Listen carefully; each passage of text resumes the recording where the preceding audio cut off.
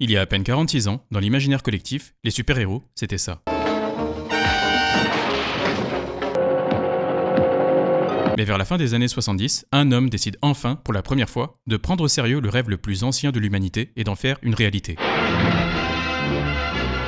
Les effets spéciaux ont peut-être l'air datés pour notre époque, mais en 78, les gens y avaient cru. Superman de Richard Donner n'a pas juste été le premier film de super-héros capable de faire rêver les adultes. Il est aussi celui qui a le mieux traversé le temps. Non pas grâce à des millions jetés dans des effets spéciaux, ou des acteurs qui récitent leurs lignes devant des fonds verts, ou des fausses explosions générées automatiquement par ordinateur, non. C'est surtout grâce au cœur et à la sincérité de son histoire. Mais du coup, est-ce que le Superman de James Gunn est aussi intéressant, aussi inspirant et surtout aussi intemporel que celui de Richard Donner ? Pour moi, il y a plusieurs éléments de narration assez simples qui enrichissent l'histoire du premier film. Par exemple, le concept de save the cat, ou sauver le chat en traduction littérale. C'est une technique facile qui consiste juste à mettre en scène un personnage en train d'accomplir un geste héroïque, mineur ou anodin, pour que le public s'attache à lui, ou elle, rapidement. Ça permet que le héros apparaisse humain, moral et sympathique dès le début de l'histoire, même si il ou elle fera des choses discutables plus tard. Le tout premier acte héroïque de Clark, c'est autour de la 25e minute du film, alors qu'il est pratiquement encore un bébé. Et cette toute petite scène n'est que la première parmi une très longue lignée, parce qu'ensuite il va sauver Lois d'une chute d'hélicoptère, stopper un cambrioleur, arrêter un gang de braqueurs, empêcher le crash d'un avion, il va même littéralement sauver un chat.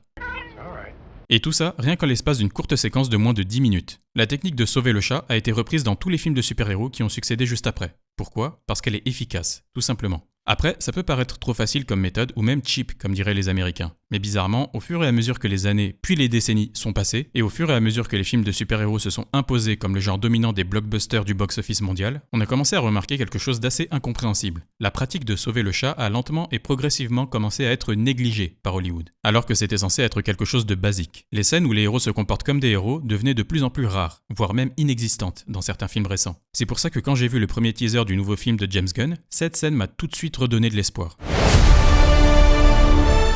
Superman qui protège une gamine d'un accident, qui sauve une femme sur le point de se faire écraser par un monstre géant ou par un immeuble, d'un seul coup, c'est comme si on revenait enfin aux fondamentaux. Mais il y a un problème qui survient. C'est quand on finit par enfin voir le film et que toutes ces scènes apparaissent dans leur contexte. Et si jamais vous ne l'avez pas encore vu, alors c'est le moment de couper la vidéo si vous voulez éviter les spoilers. Dans la scène où le monstre géant attaque la ville, Superman intervient pour sauver la situation. Jusque-là, rien d'anormal. Mais ce qui m'a vraiment posé problème dans cette scène, ce sont les réactions des habitants. Dans la version de 78, pendant la scène où l'hélicoptère menace de basculer de l'immeuble, on peut facilement s'identifier aux réactions choquées des citoyens qui assistent au drame depuis tout en bas à une distance minimum de sécurité.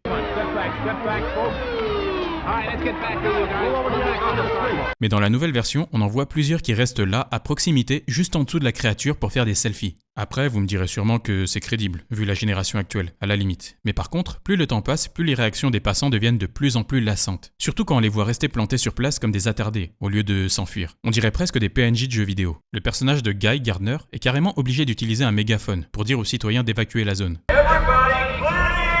Au bout d'un moment, j'avais presque envie qu'il laisse les habitants se faire tuer. Mais la cerise sur le gâteau, c'est justement la scène de la petite fille, qui arrive plusieurs minutes après le début de la crise. Qu'est-ce qu'elle fout là ? Le dos tourné au milieu de la route, en train de jouer avec ses pieds, avec tout ce qui arrive en arrière-plan. On dirait presque une parodie. Après, vous me direz que on s'en fout, c'est pas grave, c'est juste un film. Sauf que non, justement, on s'en fout pas. Parce que c'est typiquement ce genre de petits détails qui rendent une scène organique, naturelle et surtout authentique. Même quand on la revoit plusieurs fois, année après année. Cette scène qui a été montrée dans toutes les bandes annonces et qui aurait pu être un moment émotionnel très fort n'est pas la seule déception. Il y a un autre plan, dans la bande annonce, où on voit un habitant de Metropolis qui vient aider Superman à se relever après sa toute première défaite. Et pareil, ça aurait pu être un moment émotionnel très fort. Mais quand on voit le film dans son contexte, cette scène arrive au tout début, bien avant qu'on ait vu Superman sauver qui que ce soit. C'est-à-dire bien avant que le héros ne sauve le chat, entre guillemets. La seule chose qui compense un peu, c'est que le personnage, qui s'appelle Malik, explique dans un dialogue d'exposition que apparemment il avait offert à manger à Superman pour le remercier d'avoir sauvé une femme. Ok, sauf que ce sauvetage dont il parle n'est jamais montré, c'est juste raconté. Et comme c'est juste raconté, on ne ressent pas vraiment ce moment émotionnel comme quelque chose de mérité. Il y a aussi l'exemple du gamin qui hisse le drapeau en plein milieu du champ de bataille en priant que Superman intervienne pour mettre fin à la guerre. Sauf que au final, ce petit garçon et le héros n'apparaissent même pas dans la même scène pendant tout le film. Au lieu de ça, on a un excès de personnages secondaires qui interviennent pour sauver la situation à la place du personnage central, dont le film est censé porter le titre. Le seul lien direct entre Superman et ce pays en guerre est indiqué uniquement au moment de l'interview, quand Clark explique à Lois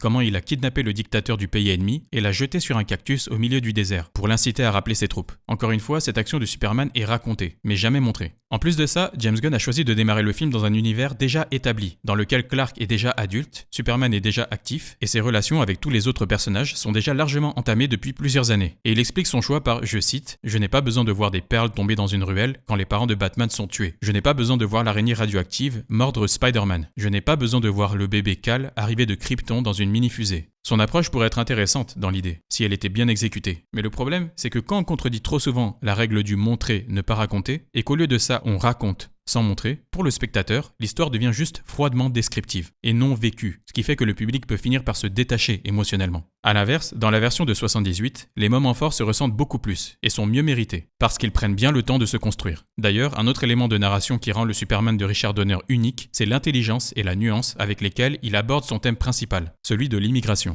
Dans la scène d'ouverture du premier acte, le personnage de Jor-El place son bébé dans une capsule spatiale qui contient toute une liste de règles de conduite. Avant même que le bébé apprenne à parler, le père plante déjà une graine dans son esprit. Il implante dans le subconscient de son fils la culture et le respect des habitants de son lieu de destination. Quand Clark est recueilli par le couple des Kent et qu'il atteint l'adolescence, il est tenté pour la première fois d'utiliser ses capacités athlétiques supérieures pour soumettre un rival de lycée et dominer l'équipe de sport. Mais celui qui le dissuade de céder à la tentation, c'est son père adoptif, Jonathan, qui l'incite à faire preuve de tempérance en lui expliquant que si jamais il se fait trop remarquer, des gens pourraient venir le retirer à sa famille d'accueil. Par la suite, Clark choisira d'écouter son conseil, même des années après son décès. Puis vers la fin du premier acte, quand Clark découvre la forteresse de solitude, avec le message de son père biologique, au début Jor-El lui interdit d'interférer avec l'histoire de l'humanité.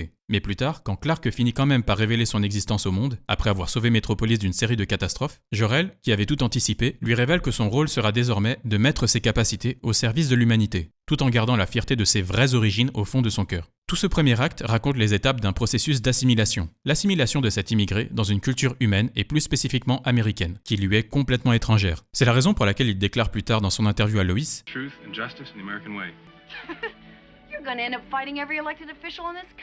une phrase considérée comme trop chargée politiquement aujourd'hui, mais qui faisait juste simplement référence à la culture du peuple qui a bien voulu de lui, c'est-à-dire Martha et Jonathan Kent, le couple de fermiers du Kansas, qui ont eu foi en lui, et l'ont accepté en tant qu'extraterrestre venu d'une autre planète. C'est une métaphore subtile et surtout universelle, dans laquelle n'importe quel immigré de n'importe quelle origine peut se reconnaître. La version de James Gunn, par contre, choisit de réécrire complètement l'histoire classique d'origine, au moment où Lex Luthor révèle devant le monde entier que les parents biologiques de Clark l'ont envoyé sur Terre, non pas pour servir, mais pour conquérir l'humanité au nom de la planète Krypton, en créant un harem avec autant de femmes que possible pour répandre sa semence supérieure, entre guillemets. Contrairement à la version de Richard Donner, qui nous montre toutes les étapes de construction mentale du héros, et où les principes moraux de Clark lui sont transmis d'un côté par Jor-El et de l'autre par Jonathan Kent, le nouveau film décide carrément de démolir les fondations du personnage. Mais le vrai problème, c'est que James Gunn choisit de remplacer ces fondations par ça.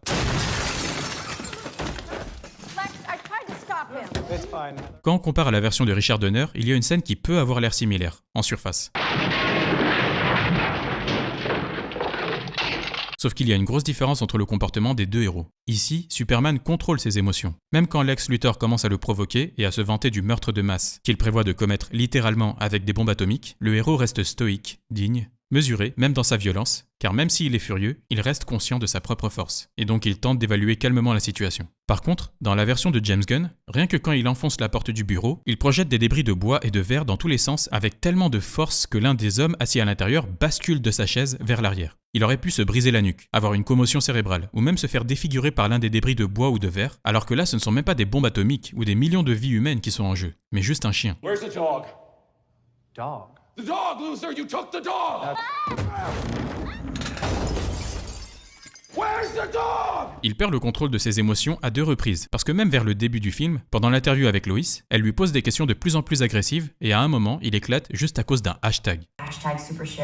Super shit! Come on, Lois! You know that one specifically irritates me! Alors que pourtant, Clark est journaliste. Il est censé avoir 3 ans d'expérience avec les médias. Surtout que dans les 2 scènes, il savait qu'il était enregistré. Mais malgré tout ça, il n'arrive pas à se contrôler. En tout cas, c'est ce que ce film décide de nous montrer. En bref, James Gunn a choisi de projeter des défauts humains sur le personnage. Émotionnalité, insécurité, absence totale d'autorité, même avec son propre chien.